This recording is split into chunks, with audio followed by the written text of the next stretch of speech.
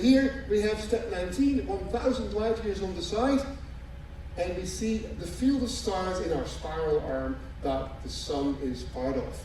That's right.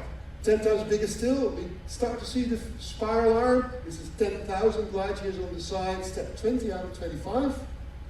And still, we're just still part of our Milky Way galaxy, but we haven't even left the Milky Way yet. We're now finally getting to the Milky Way as a whole at 100,000 light years on the side. That's a zeta meter.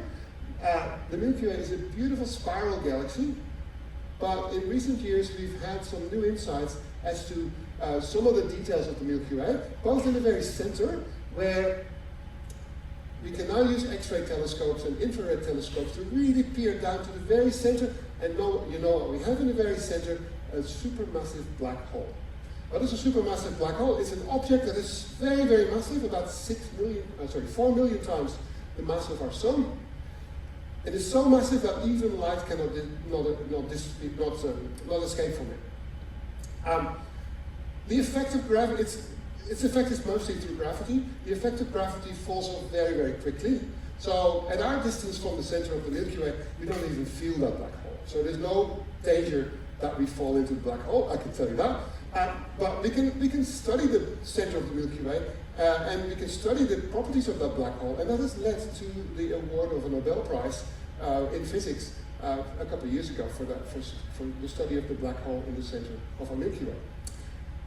A couple of years ago, with some of my Chinese students, we did a very careful study of the shape of our Milky Way, and we figured out it's not flat. We always thought it was flat, except maybe at the edges, but based on a set of what we call variable stars that vary in brightness over time, we figured out, try that again, that the Milky Way looks more like a Pringle.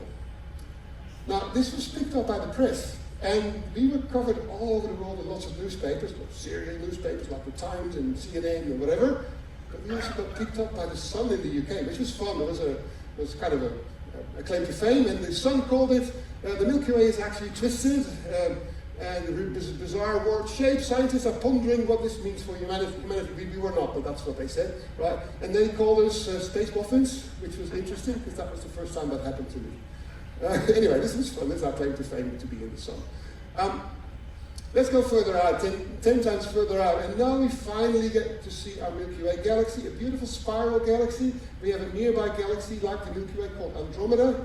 We'll see that in just a moment. And the Milky Way has a few galaxies going along with it, including what we call the Magellanic Clouds. The Magellanic Clouds are galaxies that are much smaller than the Milky Way. They're not too far away, about 10% maybe. And here's what's called the Large Magellanic Cloud, and this is the Small Magellanic Cloud. These are best visible from the southern hemisphere. Today we'll be passing the equator, but these galaxies are so far south that even from Indonesia, where we go into, these won't be visible. You need to go further south to Australia and New Zealand. But that's the Magellanic Clouds. My team has been studying the Magellanic Clouds over the last 15 years or so with an international collaboration, using telescopes in Chile, organized by the European Southern Observatory, a telescope called VISTA, 4 meters in diameter. This is what telescopes look like these days, right? You don't peer through them anymore. It's all industrial. You're sitting at the computer, you're telling the computer what to do, you get sleepless nights, as you do as astronomers, and then you collect light from the universe. And so this is the Large Magellanic Cloud on the right, the Small Magellanic Cloud on the left.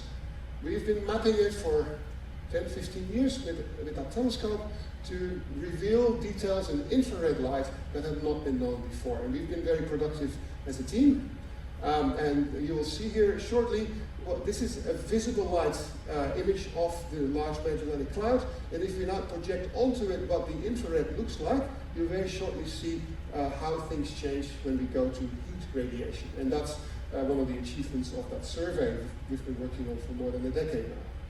So that's some of and the data are absolutely beautiful. We've had lots of students work on this and a lot of scientific output that is very exciting for the team and for the community as a whole. Let's go further on, a couple more steps to go, and a couple more videos which are very interesting, I think. So this is 10 million light years on the side. We now get to see our Milky Way in the middle, the Andromeda galaxy is nearby, and we're part of a much larger system of galaxies called the Virgo cluster of galaxies. And so let's fly through from the solar system to the Virgo cluster so you can get a feeling for the size and scale. We're first going to what's called the Orion Nebula. That's one of the nearest areas of active star formation. It's a stellar nursery to us, the Orion Nebula. You can see it from the northern hemisphere, from both hemispheres. It's near the equator. We move on to what's called the Horsehead Nebula, because that black patch of dust looks like a horse's head. And then we move on to the remnants of an exploding star. That is, this one is called Monoceros R2. That's what we call a supernova remnant. And moving on from this one, we move on to a second supernova remnant, which is called the Crab Nebula. The Crab Nebula was seen with the naked eye by Arab and Chinese astronomers 1,000 years ago. And it's still used for a lot of research today. In the background, you start to see what our Milky Way looks like. It's a disk of lots of stars. All the black stuff is what we call dust. It's in essence soot that you get in your home if you don't do your vacuum cleaning. And that doesn't let light through. That's why it looks black. The Milky Way galaxy is a beautiful spiral. We're about to fly out of the plane so you can get to see what it looks like. That's what we call the bulge, the center of our Milky Way galaxy.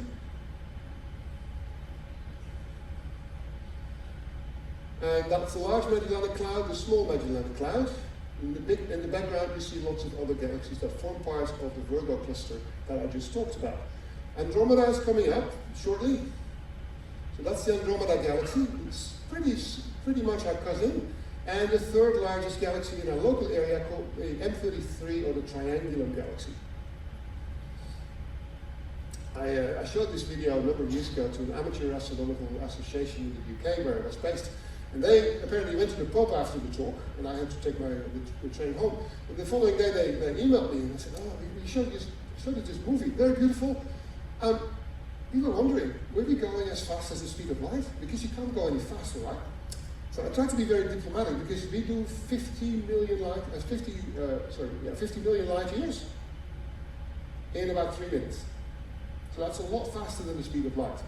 So I was like, yeah, in movies you can do anything, and we're going a lot faster. But that is the center of the Virgo cluster. A lot of galaxies, and one of them you may have heard of before, because just before COVID, astronomers, mostly in the United States, made the announcement that they had actually taken a picture of a black hole in another galaxy.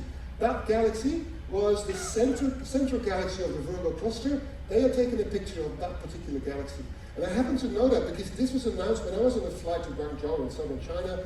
I landed there and there were all kinds of messages in my inbox from journalists who wanted quotes because it was urgent news, and I'm one of the spokespeople in terms of Australian astronomy. So that was fun, but that was a bit hectic as well because I had to go through Chinese immigration to the hotel and then work for another couple of hours to sort out all those messages. But this is 50 million light years in 3 minutes, and you see what our local neighborhood looks like. All in visible light. If we were to take pictures with the James Webb, you can see that galaxies look quite different because heat radiation picks up where stars are being formed. So you see the spiral arms very well, but not so much the old stars. This is what galaxies look like with the James Webb Space Telescope. It's not just a single cluster, there are lots of clusters of galaxies out there. The universe is awash with them.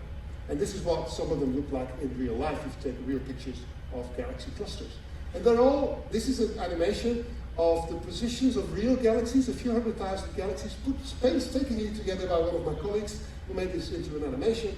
It shows you, when it zooms out, where that galaxies like to sit in groups together, clusters, in clusters configuration.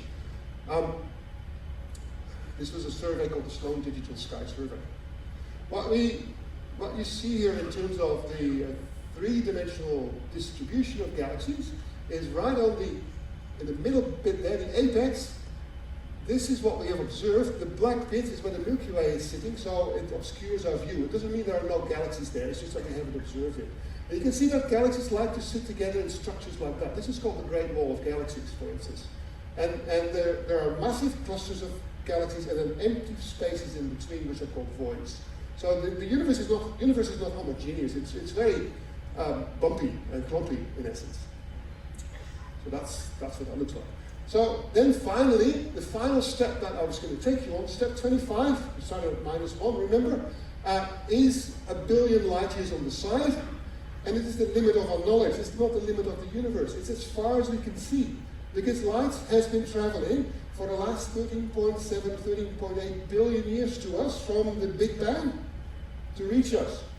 And that means that anything that takes light longer than that 30.7 billion years haven't reached us yet, hasn't reached us yet. Right? So this is the edge of the observable universe. It's not the edge of the universe because we don't know if there is an edge.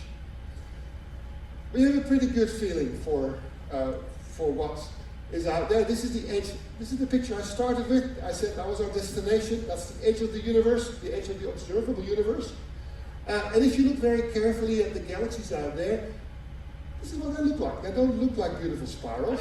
They look like ratty little things that are only a few 100,000 years old and that still have to evolve and become those beautiful spirals. So we have a pretty good picture of how the universe evolved over almost 14 billion years.